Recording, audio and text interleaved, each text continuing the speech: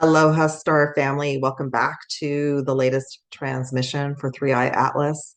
Today's star date is 10/19/2025. My name is Pink Bella Aloha, and I'm a cosmic star liaison and translator. So at this time, I've been going through debriefs with the 3i Atlas Energy crew.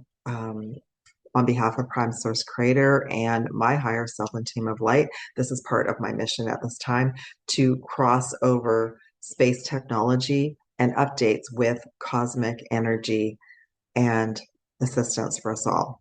So right now, 3i Atlas has gone behind the sun. There's a lot going on. And I was given a debrief today that I'll be remote viewing and bringing in remote viewing information from now until November. So let's get to it. Okay. We have a lot going on right now. So tomorrow, the 21st, we have a new moon in Libra. We have the Orionids meteor shower, which is connected to the Halley's Comet. We have the Comet Lemmon and Comet Swan, but Comet Lemmon right now is near me. It's in the Pacific Northwest, and it is also on its own little mission, raising the frequency of the Earth grid system. And then we also have, of course, 3i Atlas, which has gone behind the sun. So I asked specifically and saw brief messages that I can bring in for all of us today. So first off, just what I shared, October 21st is carrying a lot of energy with all of these cosmic events happening at the same time. We're being guided, if you have an opportunity to be out under clear skies, to spend a little bit of time under the stars and just breathe in that calm energy. If you're not able to, find something online if you're really being called to it. But we are going through so much, everyone. I've been having so many dreams. I've been dreaming about people that are no longer here. And I've also been wrapping up what I call timelines with individuals that I'm not able to physically see at this time. So that's super exciting. So all of that is happening tomorrow, the 21st, and 3i Atlas. The interstellar object Atlas has officially gone behind the sun and is with without being in range of anything visible. Now, as far as I know, the major space companies that are monitoring 3i Atlas are listening to the signals that have been coming in. So we'll cover that as well. Okay. On October 29th is the perihelion, when the interstellar object or comet has completely recharged from the sun and starts to reemerge. So that happens on the 29th. Now, I knew that there was something else happening. So on the 29th, what they shared with me is they've gone through by then a full plasma recharge, and they start to head back towards Earth, but they're still being visible. In my remote viewing, they're going to be still letting us know they're working on their mission, what they're going to be bringing in. Now, it's interesting. I knew something was happening on the 29th. Mercury moves into Sagittarius.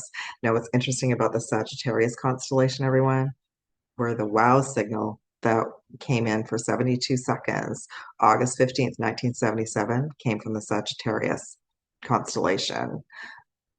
Scientists have determined they feel the interstellar object that is from a galaxy far, far away um, also came from the same location, the Sagittarius constellation. So it's interesting that it's going to complete it and start on its perihelion. Hopefully I'm pronouncing that right, the perihelion, on October 29th. So then it's going to get really, really exciting. And Mercury will also be in Sagittarius. So let's get into the mission update for today. So right now, the new moon is activating all of us, but the 3 Atlas fleet, they're positioning themselves between the sun and the earth, and they're calling this the magnetic neutral zone. I love that. So they're saying that the new moon is a neutral zone, and it's a time for them to listen and observe, and that's what they're going to be doing as well. So there will be subtle transmissions, but they're actually going to be listening more to what's happening in that corridor, and if there's any sort of need for any specific plasma sweeps. Now, the new moon for all of us is like a reset. It is a new beginning, and it is a time to refocus on what we all would like, intention wise, manifestation wise, to move forward. And Libra is about balance. Okay. So we've got that time frame for about 24 hours. Let's move on now and share a little bit more about the Orionids meteor showers and Comet Lemmon. So yeah, the particles from the Orionids are from Halley's Comet, which is due back into our solar system in 2026. So that's probably the most famous comet, and the fact that it's due back next year is amazing. So the Orionids meteor showers are left over from Halley's Comet's visit. So it's going to be the Orionids are activated right now. They've entered our upper atmosphere at 66 kilometers per second, releasing trace ions that shimmer across our solar system's magnetic field. Comet Lemmon is in my location right now, and it is hasn't been in our galaxy for 1,000 years.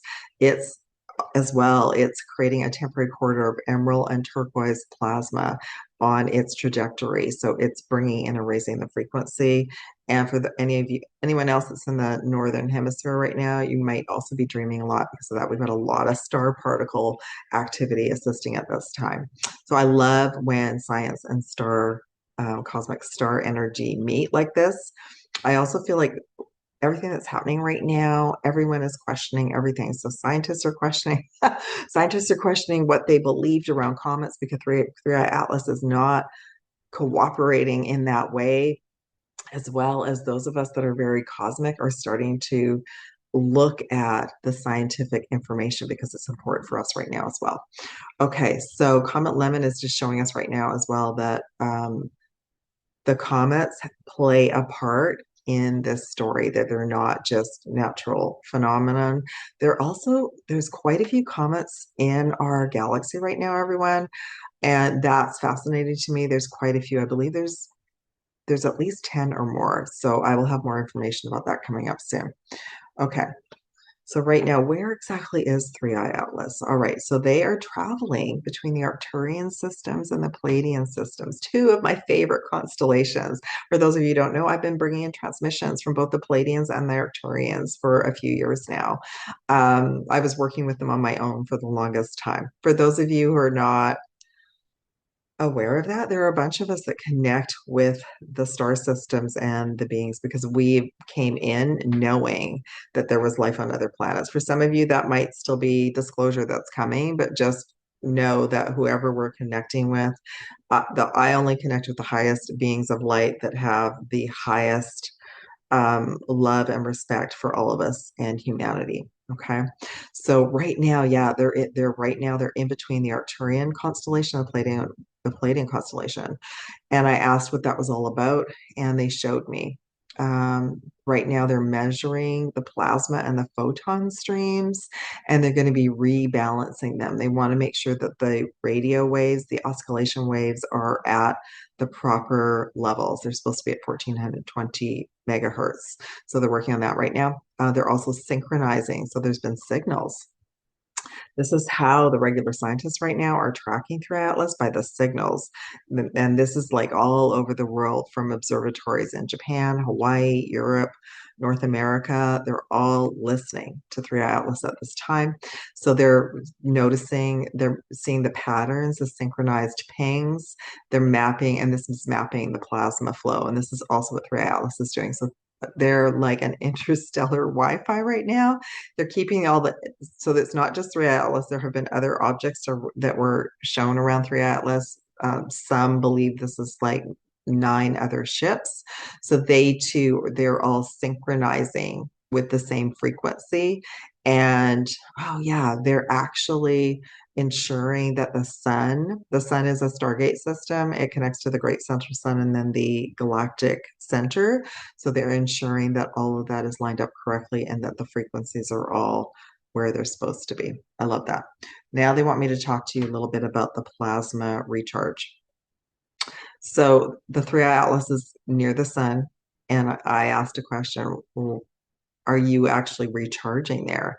They are. They're entering a plasma field recharge. In astrophysics, the solar wind is a river of charged particles that energizes everything it touches, just as a comet tail glows brighter at perihelion.